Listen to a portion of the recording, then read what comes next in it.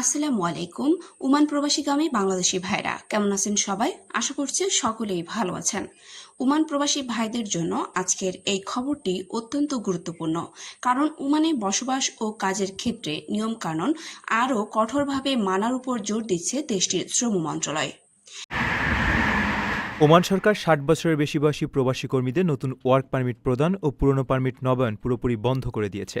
স্থানীয় সংবাদ মাধ্যম দ্য অ্যারাবিয়ান স্টোরি জানিয়েছে, এর ফলে ২০২২ সালে প্রবর্তিত ৬০ বিদেশি কর্মীদের বেসরকারি খাতে কাজ করার সুবিধা সংবলিত নীতিটি কার্যত বাতিল হয়ে গেল।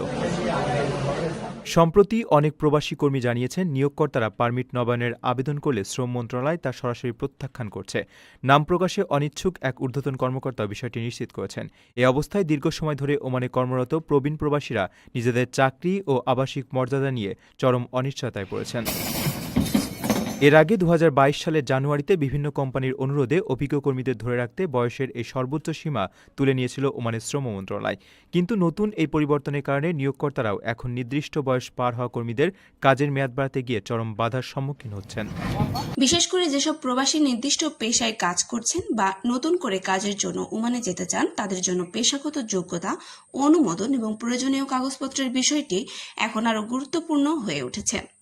সম্প্রতি ওমানের শ্রম মন্ত্রণালয়ের পক্ষ থেকে নিয়ন্ত্রিত কিছু পেশায় কর্মীদের যোগ্যতা যাচাই করা এবং প্রয়োজনীয় অনুমোদনের উপর গুরুত্ব দেওয়া হয়েছে।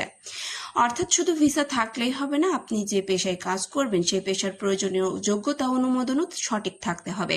কারণ যার সার্টিফিকেট ভুল তথ্য বা অনুমোদন ছাড়া পেশাগত কাজ করার মতো বিষয়গুলোকে ওমান কর্তৃপক্ষ গুরুত্বের সঙ্গে দেখছেন। তাই ওমানে থাকা প্রবাসী ভাইদের প্রতি অনুরোধ, আপনার রেসিডেন্সি কার্ড, ওয়ার্ক পারমিট, পেশাগত যোগ্যতা কাগজপত্র এবং চাকরির চুক্তিপত্র সঠিক আছে কিনা তা অবশ্যই যাচাই করে রাখুন।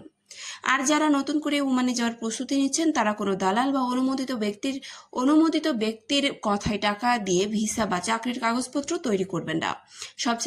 সবচেয়ে গুরুত্বপূর্ণ বিষয় হলো, ওমানের আইন মেনে চলুন, বৈধ কাগজপত্র সঙ্গে রাখুন এবং নিজের পেশার জন্য প্রয়োজনীয় অনুমোদন আছে কিনা নিশ্চিত হয়ে তারপরে কাজ করুন।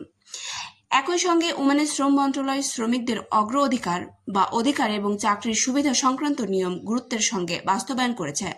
সম্প্রতি কর্মীদের প্রাপ্ত এন্ড অফ সার্ভিস সুবিধা বা চাকরি শেষে পাওয়া নিশ্চিত করতে নিয়োগকর্তাদের নিয়ম মেনে চলার নির্দেশ দেওয়া হয়েছে। তাই প্রবাসী ভাইয়েরা ভয় পাওয়ার কিছু নেই, বরং সচেতন হওয়ার সময় এসেছে।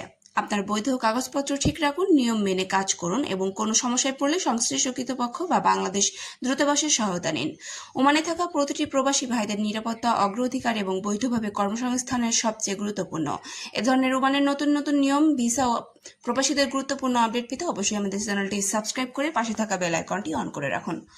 তো বন্ধুরা, আজকে ভিডিওটি এখানেই শেষ করছি। দেখা হচ্ছে পরবর্তী কোনো আপডেটে। ততক্ষণ পর্যন্ত সকলে ভালো থাকবেন।